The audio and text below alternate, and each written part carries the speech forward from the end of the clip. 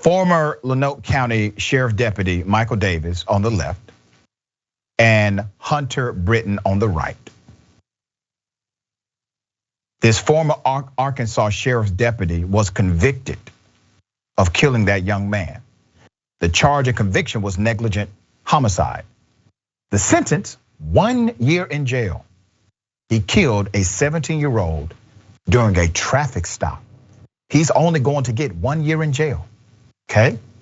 The jury found Davis guilty of the charge. Now, you may wonder, how in the world do you get only 1 year in jail for something that leads to the death? It's called negligent homicide. Well, ladies and gentlemen, in Arkansas, negligent homicide is a misdemeanor. It is a misdemeanor offense. He gets 1 year, but not on the more serious offense of manslaughter. Negligent homicide is a misdemeanor punishable by up to a year in prison. Manslaughter is a felony for which David would have faced between 3 and 10 years, but that's not what it is. That's not what happened. That's not what they decided to charge and convict on. Rebecca Payne, the young man's mother, said family members wanted the deputy convicted of the felony to ensure he could not serve as a law enforcement officer again. Now what's going to happen? Are people going to have to fear for their lives again? She told reporters, ma'am, I'm so sorry for your loss, but yes, that's right. A misdemeanor does not prohibit a cop from being a cop. He has been convicted of an offense that will allow him to remain what's called post-certified or to obtain post-certification from another state in the future. He has no felony on his record, even though he has a dead body, a teenage body that he killed him. Meanwhile, Davis's attorney plans to challenge the conviction. It says Davis was fired after the shooting by Sheriff John Staley. Let's put up a picture of the sheriff. Okay, that's the sheriff that let him go. Because Davis did not turn on his body camera until after he left the shooting. Now remember, the body camera thing, right? We've talked about this extensively on Indisputable. Here's how you enforce the body camera rule. If your police division does not have body cameras in your local community, you make sure they get them. I'm saying this to everyone, regardless of political affiliation. That's good for community, that's good for cop. If they are good cops, they want everything to be recorded because that protects them from lies. And community, well, you already know, it protects them from corrupt cops, right? So it's a good thing, but it would never be implemented fully until your local jurisdiction passes laws that says if you manipulate this camera, you will be charged with tampering with evidence. That's a felony. If you manipulate the footage, if you turn it off, if you choose not to turn it on, you will be charged with tampering with evidence. Infraction without enforcement means nothing.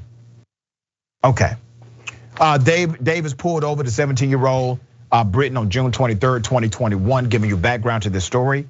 Davis told investigators that he shot the 17-year-old once in the neck during the stop outside an auto repair shop after the teen exited his truck and reached into the bed of the pickup while failing to comply with his commands to show his hands, according to the arrest affidavit. Brittain was holding a container, which his family members have said held antifreeze, and no evidence of firearms were found in or near the truck, investigators said. A passenger with Brittain said he and the teen had been working on the transmission for Brittain's truck. Brittain's family members have said he was grabbing the container to place behind the truck's wheel to stop it from rolling backward.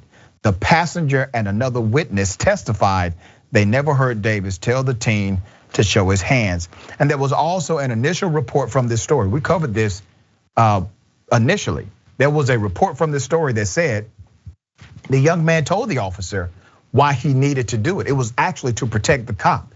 It was to stop the truck from rolling back on the police officer. So in his attempt to actually save the police, he gets killed. Ben. I mean, this is just absolutely infuriating because, I mean, like the 1 year sentence, like I don't know. Like, I personally am somebody that is in favor of like shorter sentences and things like that. But we need to understand this is a law enforcement officer. We need to understand if he's not turning on his camera, then that would suggest that there's a little bit more forethought or at least even more extreme negligence. And we also need to understand this is a person who's in a position of power who should know better, who should be more responsible. And I personally think there should be a separate higher standard for law enforcement officers whenever they're facing criminal charges, that they should face more severe criminal charges because of the position that they hold. Because I mean, this is just a 17-year-old. I mean, he's just a young kid. And for a routine traffic stop to end in somebody's like losing their life is just absolutely tragic, but especially somebody who hasn't even experienced the majority of life. And it's just absolutely infuriating to see that he might have the potential to become a law enforcement officer again and do exactly the same thing potentially in the future. And I want to say this, it was all by design. They designed the charge this way. They designed the conviction this way. He is now allowed, based on regular statute, he is allowed to be a police officer. This is only a misdemeanor conviction. And you don't think there's some police chief out there, there's some sheriff out there, some governor out there who would not hire this individual? Of course. All right.